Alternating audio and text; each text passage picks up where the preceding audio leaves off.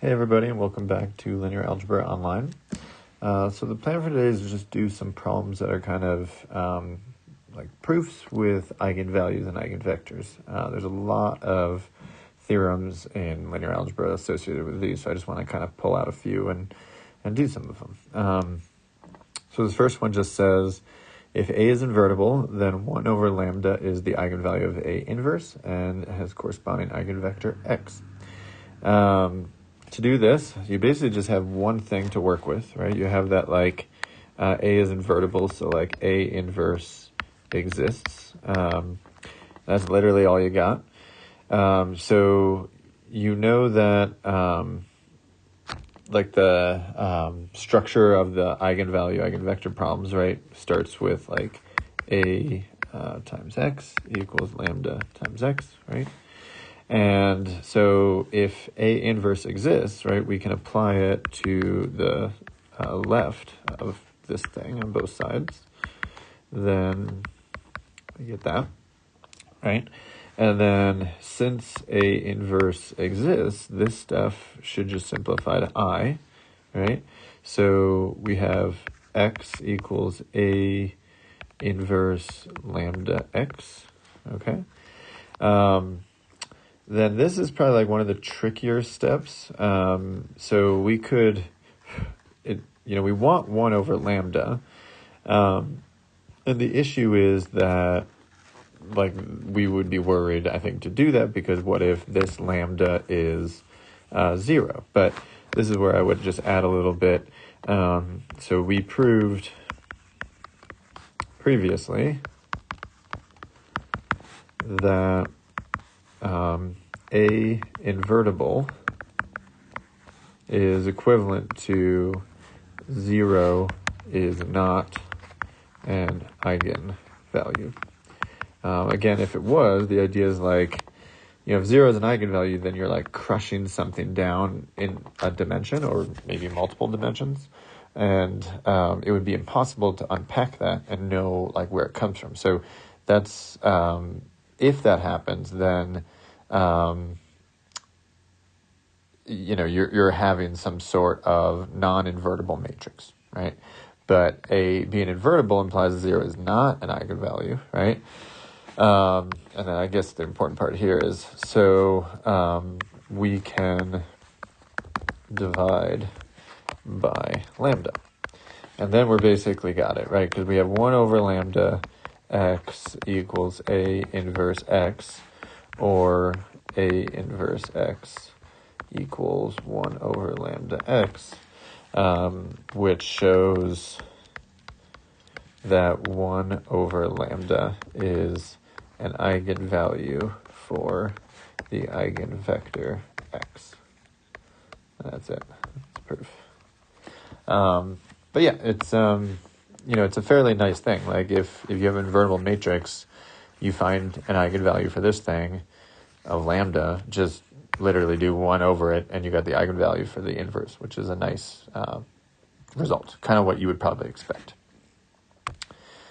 All right, so this one, it says, prove that the only eigenvalue for a nilpotent, I should have the word in here, matrix,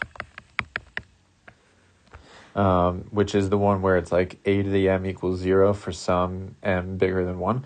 So like eventually you take a product of it with itself and you just kill off the term and it goes to 0. Prove that the only eigenvalue for these things is 0. So we're just going to start with, again, kind of our structure for eigenvectors, eigenvalues. Start here. And I'm just going to start building up some powers of it. So, therefore, like A times x equals A lambda x.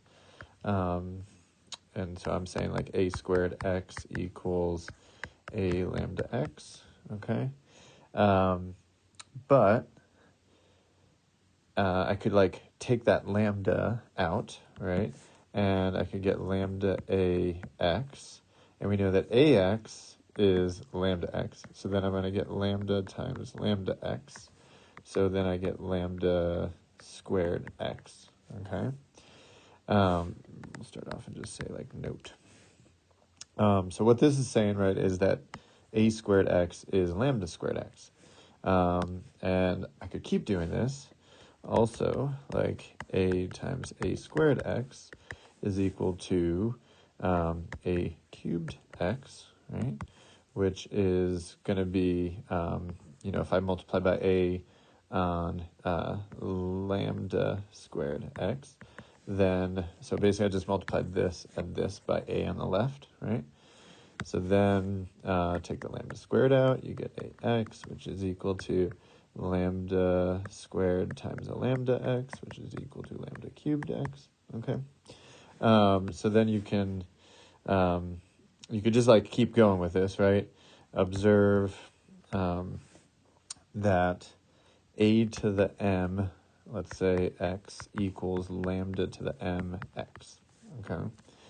And let's suppose m is the first time you get a to the m equals 0, right? So it's like the first power where it kills it off to 0, okay? So basically 0 equals a to the m x, which equals lambda m to the x. But x cannot be the 0 vector since it's an eigenvector.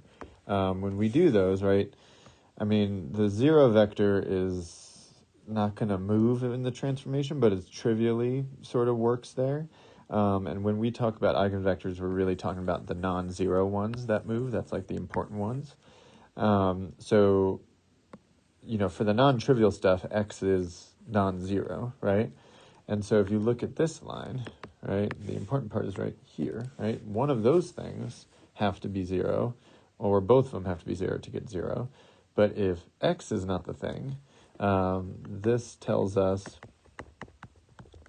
lambda to the m is equal to 0, or, lambda equals 0 with, like, multiplicity m, right? And I'm just going to say, and hence 0 is the only eigenvalue for such a matrix. That's it. So basically, the matrices that go down to 0, the only eigenvalue is 0, just because of how it works when you start multiplying things out in here. And then basically you get like a requirement where one of these things equals 0, and the trivial case is not going to be considered because, we just kind of ignore the possibility of x being 0 because that's always going to stay put to be a linear transformation. So we're thinking of non-zero vectors x, really, whenever we do eigenvector problems. All right, so this problem, I always thought this one was kind of counterintuitive in linear algebra. So it says, this is just definition 2, matrices are row equivalent if there is a sequence of elementary row operations that convert like one into the other, okay? And elementary row operations, just quick review, are row swaps. You could do multiply, or I'm just going to say scale row, or add/subtract 2 rows. All right, so just row operations.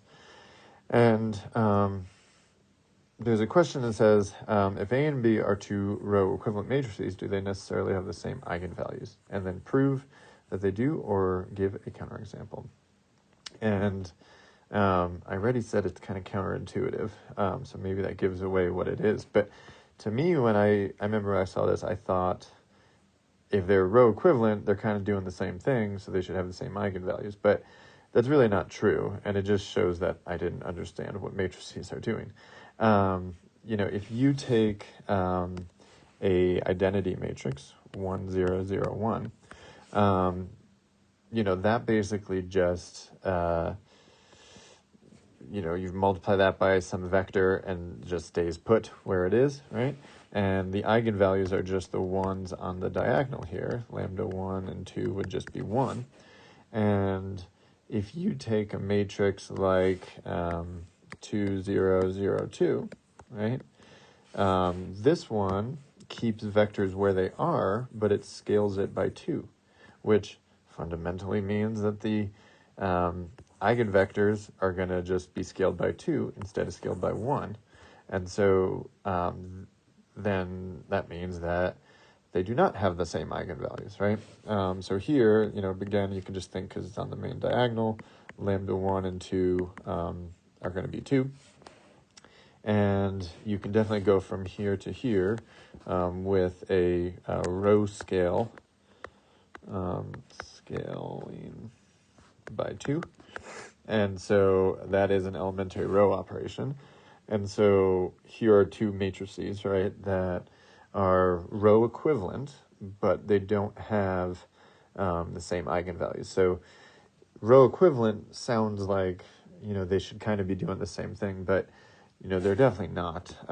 This matrix is scaling vectors by 2, but then keeping those vectors kind of in their spots, whereas this one keeps them in their spots and scales them by 1. So if we're talking eigenvalues, these are going to be different than these. All right. So one thing that I tried to have you guys do in that last assignment was use that nice result that has to do with the powers of, or the eigenvalues for powers of matrix, specifically that if, whoops, I don't know what I was about to write there. If lambda is a eigenvalue for A, then, we saw that A to the n has eigenvalue lambda to the n. And so that there's basically this nice scaling that basically happens, right?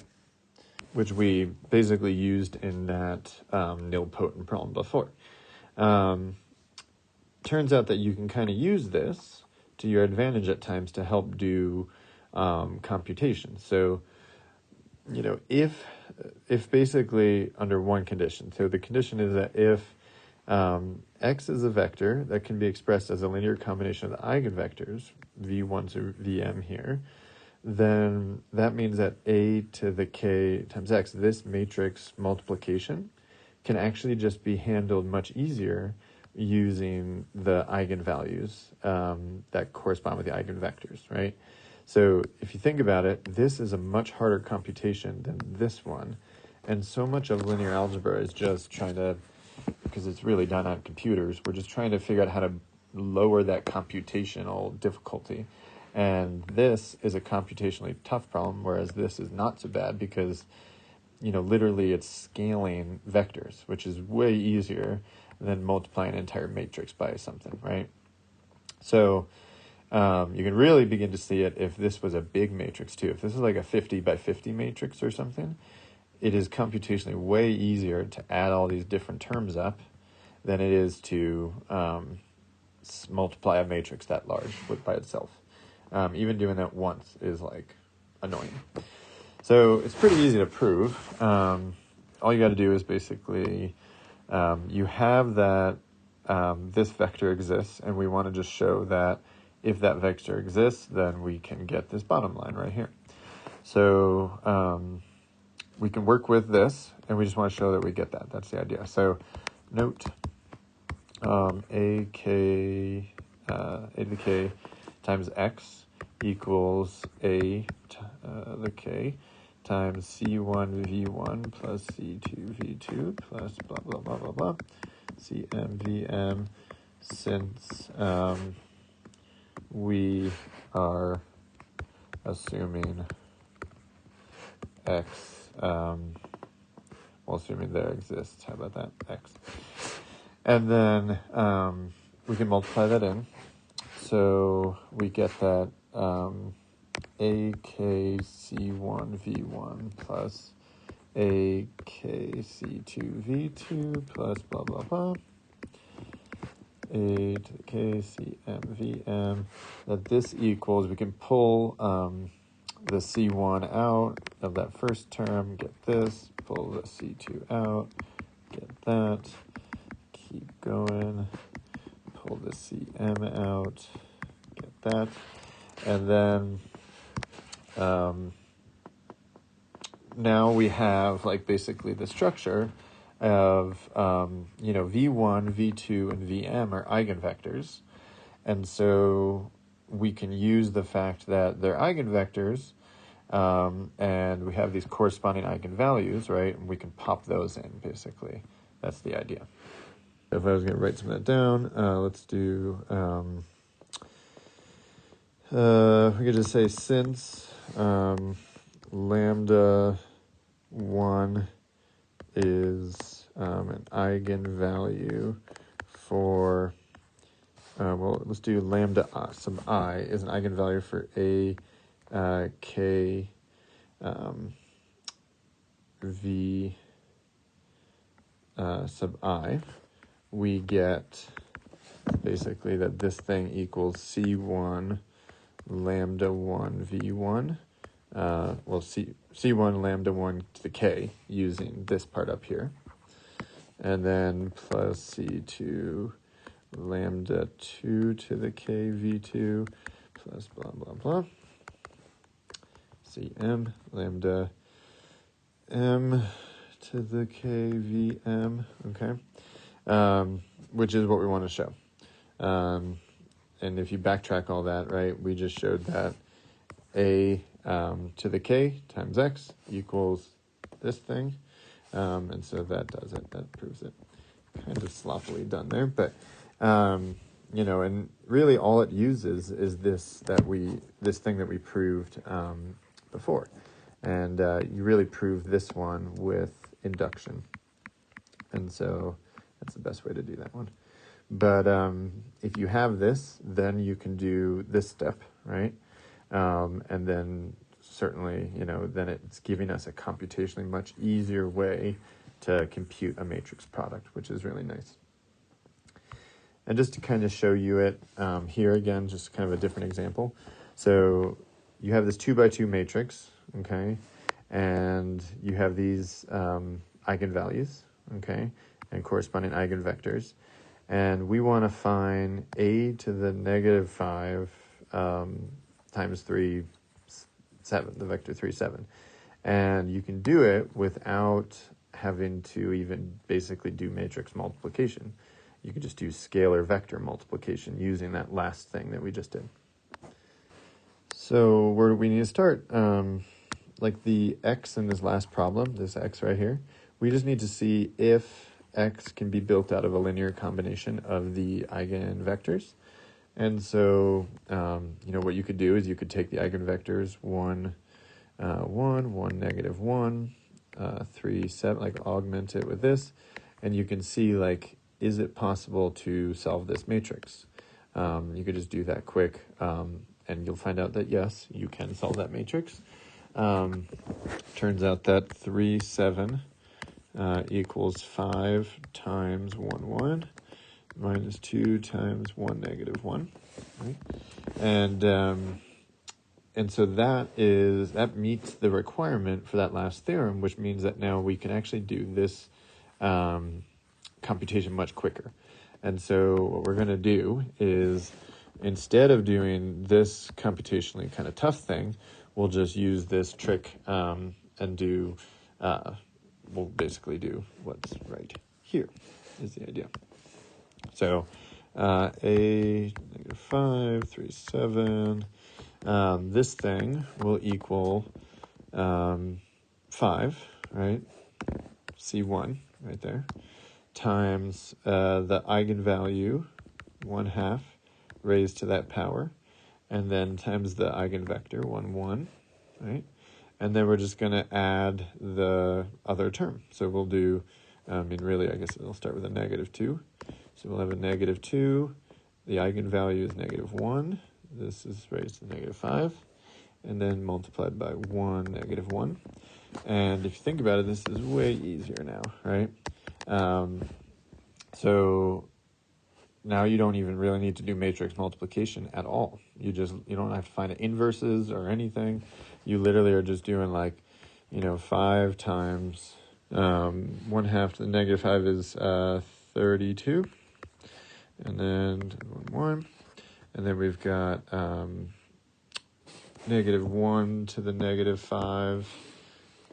-1 times -2 is going to be +2. And so then we got 1, -1. And then what is 5 times 32? That's 160. And so I'm going to multiply that 2 in also. And then if you do that out, basically it's 160 plus 2 for the first component, so 162. And then 160 minus 2, which is 158.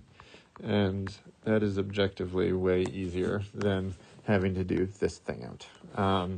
So this is another good example, I think, of where matrix multiplication can be kind of averted and thus done a lot easier if you just know some kind of tricks in linear algebra. And these are the kind of tricks that a lot of algorithms in some CS languages have worked into the background. You might not even know they're doing it, but they're basically all these kind of tricks, this is the trick I'm talking about, are built in, and it makes it computationally easier to do stuff like this. I can literally just do that in hand and in my head, and I'm horrible at mental math. I guess I didn't know that part, but I could have figured it out.